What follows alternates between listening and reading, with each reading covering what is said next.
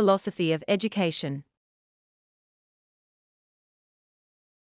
Jean-Jacques Rousseau is considered as one of the most leading thinkers of the 18th century Europe. He lived during the period of Enlightenment, and his ideas were instrumental to shaping the course of French Enlightenment.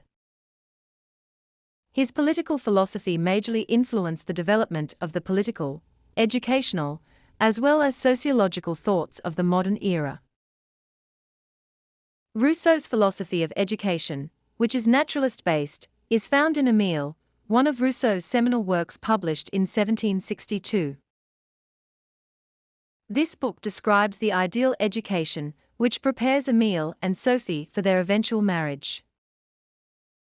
During the period of French Revolution, Émile became inspiration for the formation of a national system of education. Although the book is considered as a treatise on the nature of education, it must be noted that Émile is both political and philosophical in nature, as it also deals with the relationship between an individual and the society. In Émile we can find Rousseau's concerns and ideas regarding the aims of education. In it he shows how education should minimize the drawbacks of civilization and bring man as closer to nature as possible. His ideas aimed at replacing the formal education with an education that is both natural and spontaneous. The entire book is partly novelistic and partly dialectic in nature. Rousseau undertakes to describe the education of Émile in a way that is appropriate to his ideal society. The character Émile is taken away from his parents and school and is put into the hands of a tutor. The tutor brings him up in close contact with nature's wonders and beauties. Education according to nature is an idea that forms the center of this work. Émile is structured as 5 books. These 5 books also stand for 5 developmental stages of the main character of the book. The first 3 books are devoted to the infancy, childhood and boyhood of the character. The 4th one is an exploration of his youth. In the 5th and most controversial book he brings the character Sophie. In addition to outlining her education, Rousseau talks in detail about the civic and domestic life of Sophie in the 5th book. Thus, through the life of the fictional student Émile, Rousseau talks about how children should be trained and educated. In what follows, I will sketch very briefly the key concepts of Rousseau's philosophy of education through an engagement with his famous book on education, Émile. Stages of education according to human development. As already intimated above, in Émile, Rousseau gave a detailed account of different stages of a child's development. According to him, the aims of education change during different stages because the needs and interests of the child change. This explains why Rousseau proposed different curriculum for these different stages of a child's development. This in many ways is considered as the inauguration of child-centered education, which became popular in the modern era. Infancy, from 0 to 5 years. The period of infancy is chiefly concerned with the physical growth, motor activities, feelings, and sensory perception. Hence, Rousseau emphasized the importance of strengthening every part of a child's body so that he can grow up strong and healthy. As Rousseau writes, "A feeble body makes a feeble mind. All wickedness comes from weakness. Give his body constant exercise, make it strong and healthy." During this stage of infancy, the child should be made strong so that he wouldn't do anything bad. On the other hand, Rousseau accepted the importance of the hardening process of the body against the intemperance of season, climates, elements, hunger, thirst, and fatigue. He maintained the view that hardships are nature's method of keeping children strong. Anything a child can do herself shouldn't be done for her. Thus, skills in walking, talking and self-help are to be developed in direct relation to a child's needs, with as little assistance as possible. Rousseu also argues that the free and unhindered expression of the natural activities is the first education of a child. So, an infant should be allowed to act on her inner impulses, and she should be allowed to experience the direct results of her behavior. An infant should be given full freedom during this stage, and the aim of education should be to enhance the infant's physical development. Hence, Rousseu recommended negative education during the stage of infancy, with the idea that the focus of education should be on the development of a child's body and sense organs. For this reason, Rousseu criticized the then prevalent practice of swaddling children in tight clothes. In his opinion, this prevents the child from moving his body freely. Childhood, from 5 to 12 years. This is an important period of human development. Rousseu proposed two principles for this stage of development. Firstly, education should be negative. Secondly, moral training should be made through natural consequences and through activities. He held the opinion that moral education is pointless if the child doesn't understand the meaning of morality. He heavily criticized the then existing practices of teaching and training. He threw harsh criticism against teachers for imparting education through mere reading and memorizing. He believed that at this phase, education should be focused less on bookish knowledge and more on a child's interactions with the world. Hence, the development of the senses and the ability to draw inferences from them should be given more attention. This approach, in some ways, can be taken as the predecessor of the Montessori method. Thus, in the childhood stage, according to Rousseu, a child should be given the freedom to develop his sense organs through experience and observation. It follows that the aim of education at this stage should be to help the child observe and experience. But it must be noted that Rousseu recommends geometry to be taught during childhood. Adolescence, from 12 to 15 years. According to Rousseu, at this stage of development, the strength and powers of a child is greater than her needs. The emergence of reason is one of the key characteristics of this stage, and the child developed a theory around why rapid development of rational judgment happens at this stage. According to Rousseu, there is a relationship between a child's needs and the strength she can exert to satisfy those needs. It is important to remember that during the stage of infancy, the child's needs are simple, and her strength is delicate. But by the time she turns 12 or 13, her strength develops much rapidly than her needs. For Rousseu, this surplus strength causes the reason to emerge. For Rousseu then, the aim of education during adolescence should be to develop a child's personality through hard work, guidance and the study of various objects. He recommended subjects such as physical sciences, mathematics, language, history and geography for children of this age.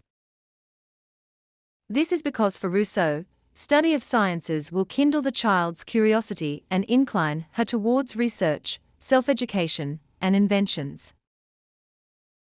Painting is also recommended as it helps to train the muscles and eyes. Handicrafts help to improve the ability to work. Also, this is a stage when one has to prepare children to earn livelihood. In fact, the child character of the Emile is taught industrial exchange and professional experience in banking and transportation. Youth, from 15 to 20 years. This stage starts from the age of 15 and, according to Rousseu, children during this period grow emotionally, morally, socially, and aesthetically. Moral and religious training help young men to improve their relations with their fellow men.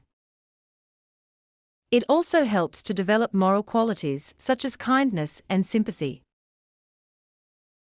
According to Rousseau, the aim of education at this stage should be the development of sentiments and emotions. In a nutshell, education should be aimed at training the heart. The moral and social qualities of the youth develop when emotions and sentiments develop. In fact, Rousseau gave special emphasis to the moral education of the youth in order to prepare them to lead a good life. Hence, education at this stage of development, according to Rousseau, prepares the youth to become an ideal member of society and an ideal head of the family.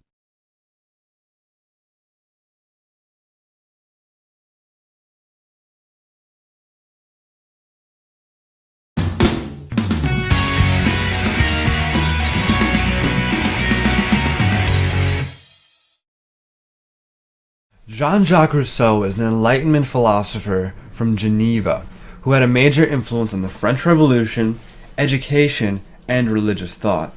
Rousseau's political philosophies focused on freedom and the will of the governed. He believed in the social contract, but did not believe that the contract made individuals less free. Rather, since the government is composed of the governed, individuals became more free. Rousseau also wrote a book called Emile, or On Education, describing the ideal way to raise a child. Rousseau believed that allowing nature to work on a young soul was the best way to go about educating, so he proposed a largely hands-off approach. Rousseau became unpopular by some after his works were associated with the bloody French Revolution. Some even went as far as to blame the revolution itself on Rousseau. For more information on this topic, check out the 60-Second Philosophy blog, linked in the comments section. There you will find helpful resources, links to free ebooks, and more. If you have questions about any topic in philosophy, post in the comments below, and your question could be featured in the next 60-second Q&A video. Subscribe and we'll study this together. Thanks for watching 60-Second Philosophy. Namely, a discours essay on the origin of inequality and the social contract. Rousseau on the state of nature. Rousseau's views on the state of nature are found in his Discourse on the Origin of Inequality. Like Locke, Rousseau believed that man lived a free, happy and peaceful life in the state of nature. It was an ideal condition. But two things put an end to this happy existence. One of them was the growth of population, and the other was the origin of private property, which divided men because they began to think in terms mine and thine. With these development, peace, equality and freedom of the state of nature were gone, and in their place war, murder, disputes and quarrels broke out among men. They, however, escaped from this miserable existence only by entering into contract and instituting a civil society. The Contract. In his second and more famous book, Social Contract, Rousseau does not concern himself with the question of the state of nature. He begins his book, Social Contract, with these memorable words: "Man is born free, but is everywhere in chains." It means that man lived free in the earlier natural state but is now everywhere bound by the laws and customs of civilized life. The problem is how to justify the obedience of these laws. Its solution lies in substituting natural freedom by civil freedom. The problem is solved by the social contract. The contract which created the civil society or state is, according to Rousseau, as thus founded: each of us puts into a single mass his person and all his power under the supreme direction of the general will, and we receive as a body each member as an indivisible part of the whole. As in Hobbes's theory, so in Rousseau's the individual surrenders his all, but, unlike Hobbes, he surrenders not to a single person or body of persons but to the whole community. Rousseau's contract, like that of Locke, makes not one person but the whole community sovereign. Rousseau's doctrine of general will and popular sovereignty. The individuals surrendered completely and unconditionally their natural freedom and powers to the community as a whole, which became, thereby, the sovereign body. The body so created is a moral and collective body, because it is under the general will, that is, the will of the whole community. The general will is sovereign. It is sovereign because, firstly, it is created by the free act of those who entered into the contract and have surrendered their individual wills and interests to the supreme direction of the general will, and, secondly, because it is the general will always aims at the common good and it can never err. It is supreme over all individual interests. According to Rousseau, the individuals have surrendered all their rights and have surrendered them not to one person but to the whole community. This complete and unconditional surrender ensures the equality and liberty of all, and also of the life and property of each individual. He goes on to say that no individual can justifiably disobey the general will. By obeying the general will, the individual really obeys himself, because he has created it. When he disobeys the law which is the expression of the general will, he really disobeys himself, and when he is punished for it, he has himself ordered his punishment. Real coercion is not possible in society. When a criminal is punished, he has willed it himself. Coercion is only another aspect of freedom. Rousseau expresses it thus: in order then, that the social contract may not be an empty formula, it includes the undertaking that whoever refuses to obey the general will, shall be compelled to do so by the whole body. This means nothing less than that he will be forced to be free. Thus Rousseau declares that by obeying the sovereign unconditionally and unquestioningly, the individual becomes really free. The general will is always right. Rousseau emphasizes that, what is not right is not the general will. In this way he subordinated the individual to the state. Influence of Rousseau's theory. Rousseau exercised great influence on political thought and events, especially of France, Germany and America. Rousseau's revolutionary philosophy proclaimed, firstly, that all men are by nature free and equal; secondly, that the authority of government is based on a contract freely entered into by the equal and independent individuals; and, thirdly, that the people are the sovereign. This philosophy inspired the French revolutionaries, who embodied it in the Declaration of the Rights of Man in 1789, and also influenced the American framers of the Declaration of Independence 1776. Furthermore, Rousseau was an admirer of direct democracy of the ancient Greek type. He emphasized that the people alone should be the lawmakers. We find his influence in the adoption of the methods of direct legislation by the people, e.g., the referendum and the initiative in such countries as Switzerland, etc. Popular sovereignty, the idea of consent, and direct legislation by the people were revolutionary teachings in the days of the absolute kings, and led to the French Revolution of 1789. Criticism of Rousseau's social contract theory. Merits of this theory. Rousseau distinguished clearly between the state and the government. He expounded a theory of popular sovereignty. He is the father of modern democracy. He tries to reconcile the absolute authority of the state with the absolute freedom of the individual. He demonstrated one great political truth, that the authority of the government is finally based on the consent of the governed and that force will not be the basis of the state. Defects of theory. Rousseau's philosophy also contains certain defects and paradoxes. He makes no distinction between the state and society, a defect which is found in all idealistic thinking. His main defect, however, lies in his explanation of the general will. He has endowed it with absolute powers. But he failed to see that the unrestricted power of the general will might prove to be as arbitrary and tyrannical to certain individuals and sections of the people as was the absolute power of the kings. There is no guarantee that the general will is absolutely disinterested and impartial among the conflicting wills of all the individuals. Rousseau asserts that the general will is neither the will of all nor the will of the majority. Theoretically it is correct, but in practice the general will is expressed as the will of the majority, and not as the will of all. Lastly, by subordinating the individual will completely to the general will, Rousseau subordinated the individual to the unrestricted authority of the state. He thus paved the way for the authoritarian or totalitarian states of present times.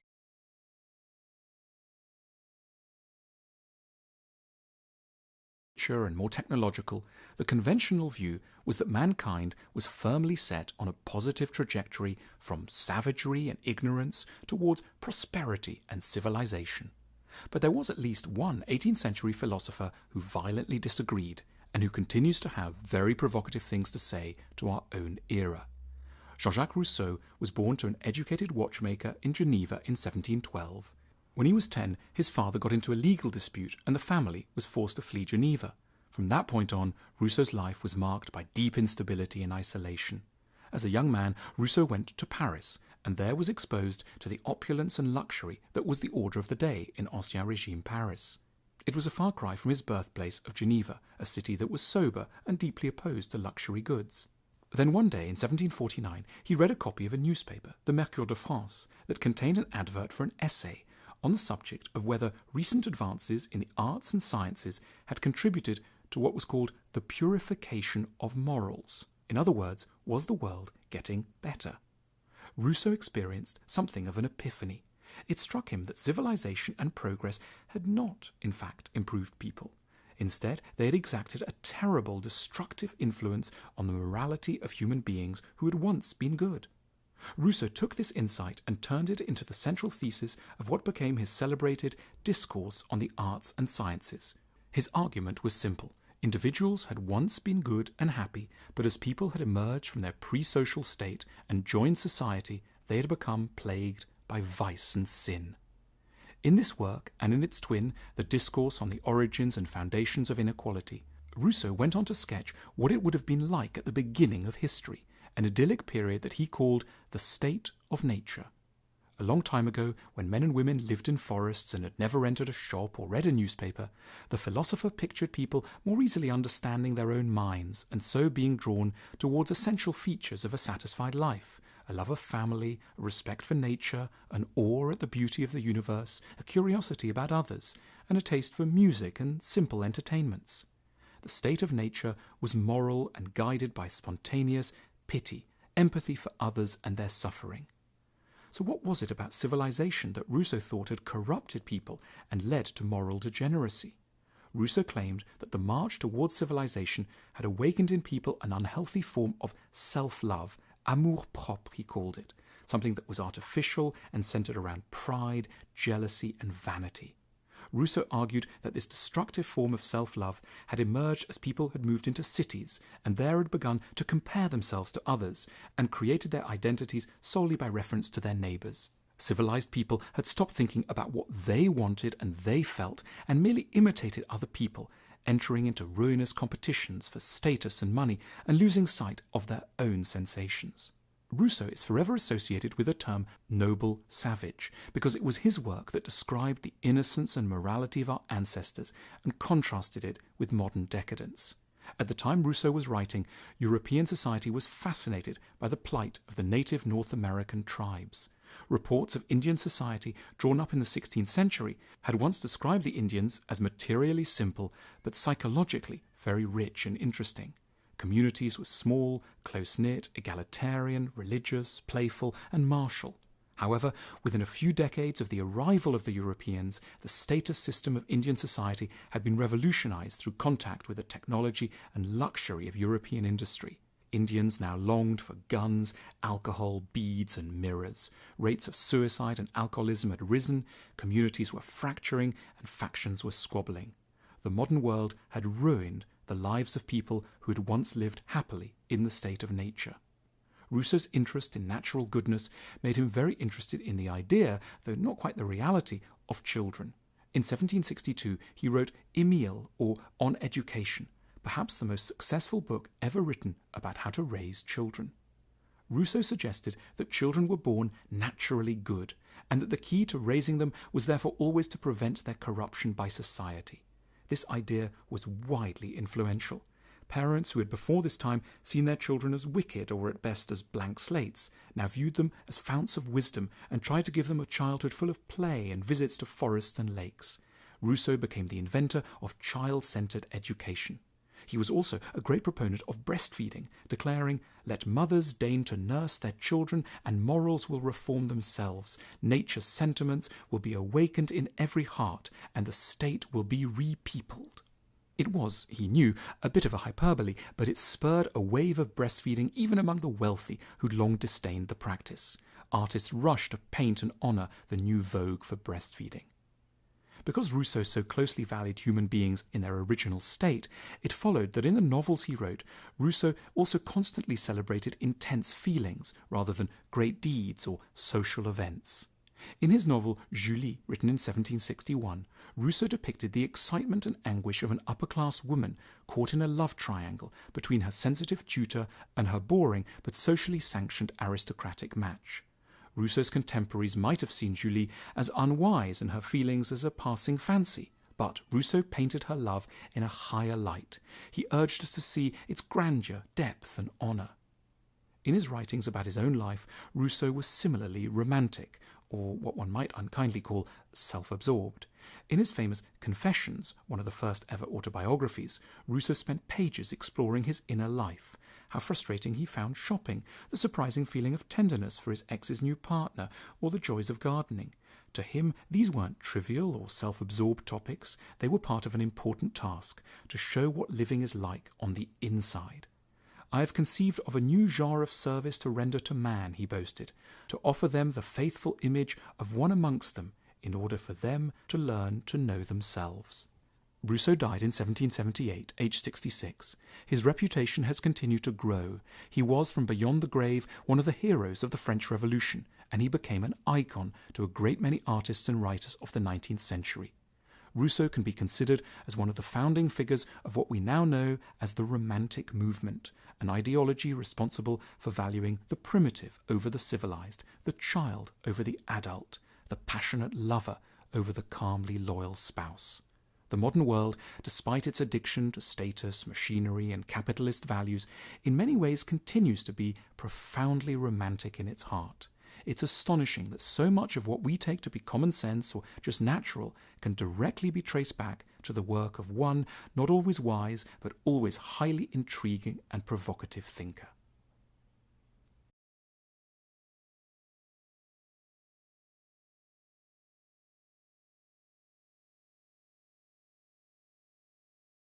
Civil society suppressed the natural birthright of man to physical freedom. To Rousseau, the collective grouping of all people, who by their consent enter into a civil society, is called the sovereign, and this sovereign may be thought of, metaphorically at least, as an individual person with a unified will. This principle is important, for while actual individuals may naturally hold different opinions and wants according to their individual circumstances, the sovereign as a whole expresses the general will of all the people. Rousseau defines this general will as the collective need of all to provide for the common good of all. Rousseau describes the ideal form of this social contract and also explains its philosophical underpinnings. To Rousseau, the collective grouping of all people, who by their consent enter into a civil society, is called the sovereign, and this sovereign may be thought of, metaphorically at least, as an individual person with a unified will. This principle is important, for while actual individuals may naturally hold different opinions and wants according to their individual circumstances, the sovereign as a whole expresses the general will of all the people. Rousseau defines this general will as the collective need of all to provide for the common good of all. For Rousseau, the most important function of the general will is to inform the creation of the laws of the state. These laws, though codified by an impartial, non-citizen lawgiver, must in their essence express the general will. Accordingly, though all laws must uphold the rights of equality among citizens and individual freedom, Rousseau states that their particulars can be made according to local circumstances. Although laws owe their existence to the general will of the sovereign, or the collective of all people, some form of government is necessary to carry out the executive function of enforcing laws and overseeing the day-to-day functioning of the state. Rousseau writes that this government may take different forms, including monarchy, aristocracy, and democracy, according to the size and characteristics of the state, and that all these forms carry different virtues and drawbacks. He claims that monarchy is always the strongest, is particularly suitable to hot climates, and may be necessary in all states in times of crisis. He claims that aristocracy, or rule by the few, is most stable, however, and in most states is the preferable form. Rousseau acknowledges that the sovereign and the government will often have a frictional relationship, as the government is sometimes liable to go against the general will of the people. Rousseau states that to maintain awareness of the general will, the sovereign must convene in regular, periodic assemblies to determine the general will, at which point it is imperative that individual citizens vote not according to their own personal interests, but according to their conception of the general will of all the people at that moment. As such, in a healthy state, virtually all assembly votes should approach unanimity, as the people will all recognize their common interests. Furthermore, Rousseau explains, it is crucial that all the people exercise their sovereignty by attending such assemblies, for whenever people stop doing so, or elect representatives to do so in their place, their sovereignty is lost. Foreseeing that the conflict between the sovereign and the government may at times be contentious, Rousseau also advocates for the existence of a tribunate, or court, to mediate in all conflicts between the sovereign and the government, or in conflicts between individual people. As we can see, Rousseau's central argument in the social contract is that government attains its right to exist and to govern by the consent of the governed. Today this may not seem too extreme an idea, but it was a radical position when the social contract was published. Rousseau discusses numerous forms of government that may not look very democratic to modern eyes, but his focus was always on figuring out how to ensure that the general will of all the people could be expressed as truly as possible in their government. He always aimed to figure out how to make society as democratic as possible. At one point in the social contract, Rousseau admiringly cites the example of the Roman Republic's comitia to prove that even large states composed of many people can hold assemblies of all their citizens.